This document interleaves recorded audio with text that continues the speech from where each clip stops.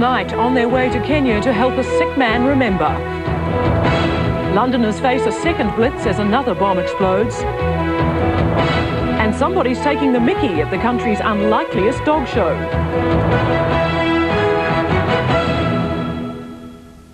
Good evening. Londoners face a second blitz today after a second IRA bomb in 2 days. This time, only one person was injured. Higher casualties were avoided by a warning call enabling police to evacuate crowded bars in the central city. For the second day running, the police and the emergency services converged on the centre of London as the IRA continued their attacks on the capital. A coded warning telephoned to a newspaper just after 6 o'clock said only that a bomb had been left in a pub in the Holborn area. This is a police message. You stay in the building and away from the windows, please. The warning gave the police 37 minutes to try to get people away from the area before the bomb went off, not at a pub, but outside a takeaway hamburger restaurant. A woman travelling on a bus near the scene was slightly hurt, apparently cut by flying glass. There were no other injuries, although the police were still clearing the Holborn area when the bomb went off. According to the police account of events tonight, the warning from the terrorists was not only vague but also incorrect over where the bomb had actually been left. It did, however, give them around half an hour to act, which is what the IRA claimed they had with yesterday's bomb at London Bridge Station. The provisionals said they didn't intend to cause injuries, contrary to what they described as the mischievous claims of the head of the anti-terrorist branch, Commander Churchill Coleman. Scotland Yard insisted that they received the warning only 9 minutes before the blast, and it hadn't specified London Bridge. Throughout the latest wave of bombings, the anti-terrorist branch have condemned the IRA's tactics over warnings. They say they're deliberately vague and have on occasion been accompanied by hoax calls to try and divert police attention and manpower. Detectives believe the terrorists simply don't care if their bombs cause death and injury as well as chaos. Relatives of a Wellington family are on their way to Kenya tonight to try and solve the riddle of a mugging victim. Margaret and Dudley Mander are now awaiting confirmation that the New Zealand man lying injured and concussed in a Nairobi hospital is their son Nigel. His parents say Nigel looks different after the attack, but they're reasonably certain it's him. The Mander family were reluctant to be interviewed today, preferring to be sure before speaking out. While several families are concerned it could be their son, Nigel is the most likely candidate. The theatre's one of his great loves, and he's been performing recently in a number of African countries. If it was Nigel mugged and left lying unconscious in a Nairobi street, the latest photo shows a very different man. Battered, bruised and unable to talk, his New Zealand clothes the only clue to his identity. After 2 weeks, he's slowly improving. Today he was actually saying a few words, but you know, it's not a coherent conversation. He gives a response of sorts to some questions. So in some ways he's coming more conscious. Friends from his student days in Wellington were remembering a different but distinctive face. His facial features are actually quite strong, and they do come through in that photo. The fact that he's actually unconscious does make it quite difficult because one of the distinctive things about Nigel is his normally smiling expression, and I think that makes it quite difficult. For the Manders, the next day or so will mean an anxious wait. They are hoping relatives living in Uganda and Tanzania will visit Nairobi shortly and confirm whether the man lying unconscious in hospital there is their son. Vicky Wilkinson-Baker, 3 National News. A full-scale rescue is underway on Mount Ruapehu tonight after a climber plunged more than 50 metres down a narrow crevasse hidden by fresh snow. An emergency team is trying to make contact with the injured tramper, and a helicopter is standing by. And an American Hercules aircraft left for Antarctica today on another mercy mission, this time to evacuate an American civilian with serious intestinal problems. Iceberg weather, this is McMurdo Station. The emergency call from McMurdo Base came through late yesterday afternoon. Yes, Dr. Mattson, how's our patient, over? One of 200 American personnel wintering over on the ice was in need of serious medical attention. Patient is stabilized and ready for transport whenever the flight gets here. Hi, sir. Looks like that the aircraft should be there about 1500 your time, and we will have an ambulance standing by up here for him when he arrives, over.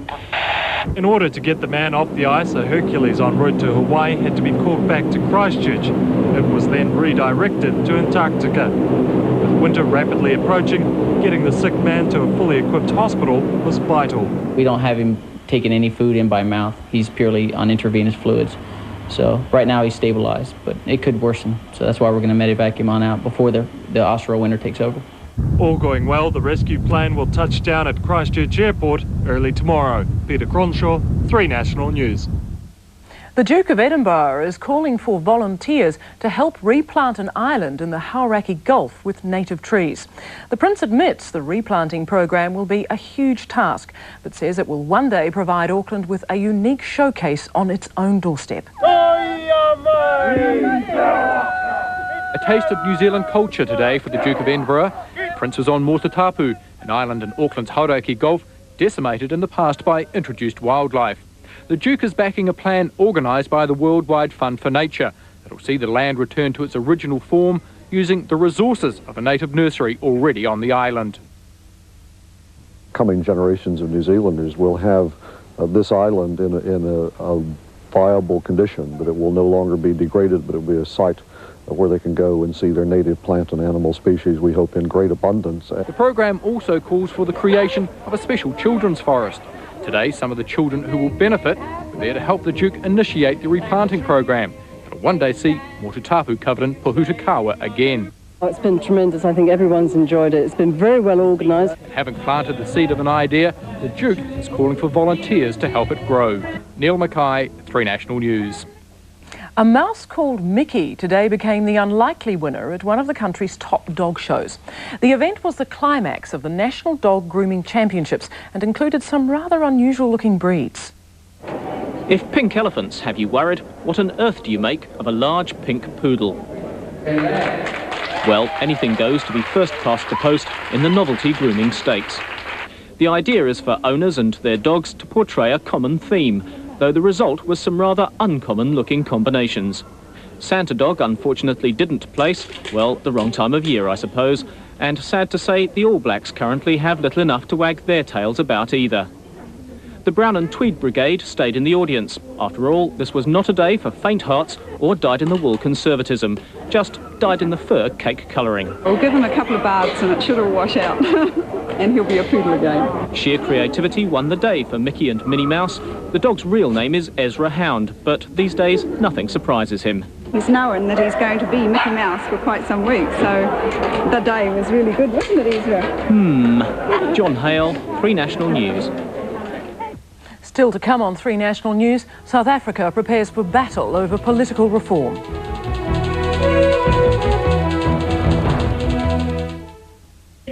It seems everybody wants to be in with the in crowd. And they'll do anything to get there. Anything. And it's not who's who. I'd say some of them could be even 12. But who's doing it? People have sex in the toilets or nearly out on the dance floor. 60 Minutes tonight on 3.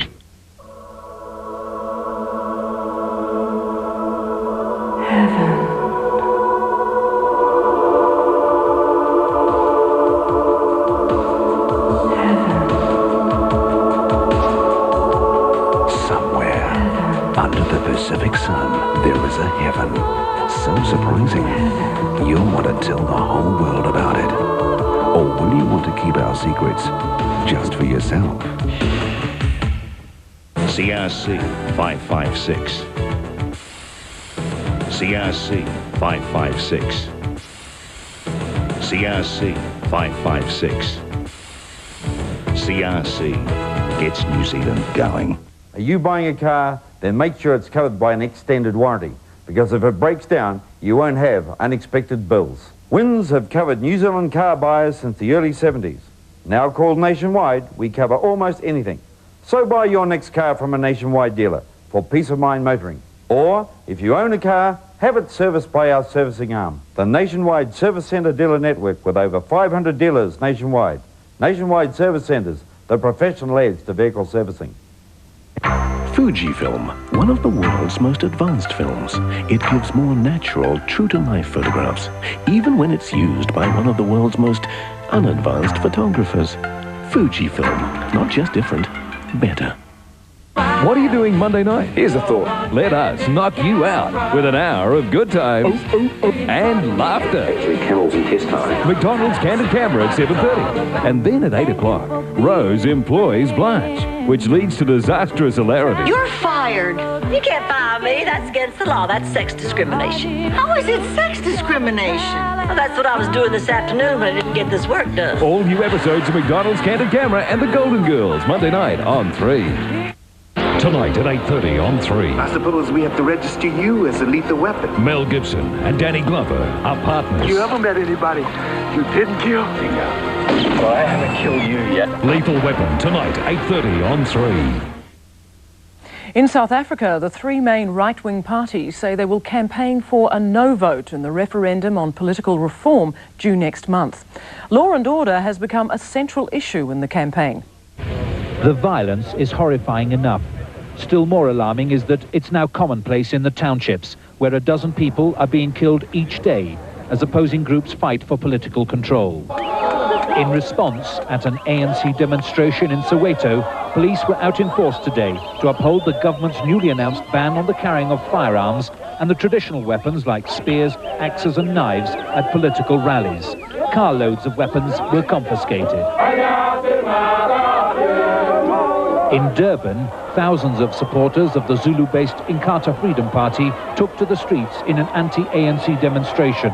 Again, police watched closely, but this time resisted what could have become a serious confrontation. But to reinforce the government's clampdown, police and troops across the country have arrested 7,000 people in the past 24 hours for offences ranging from murder and rape to driving under the influence of drink. President de Klerk knows that the country's crime wave is costing him votes in next month's referendum. His right-wing opponents, led by the Conservatives, joined forces today with this message. To vote no and to tell Mr. de Klerk we reject your reform policies. But tonight, the ANC leader dismissed the threat of the right. The reform process, he insisted, would prevail. The process must go on, and it is going to go on whatever the right wing does. The referendum campaign is intensifying. A group of 90 international experts is gathering in Egypt to help save the Sphinx. The half-man, half-lion that guards the pharaoh's tombs is falling prey to the ravages of time and man. The Sphinx, guardian of the pyramids, is dying, wasting away, sucking up groundwater from creeping civilization. The water is causing salt deposits to spread outwards and crack its limestone skin.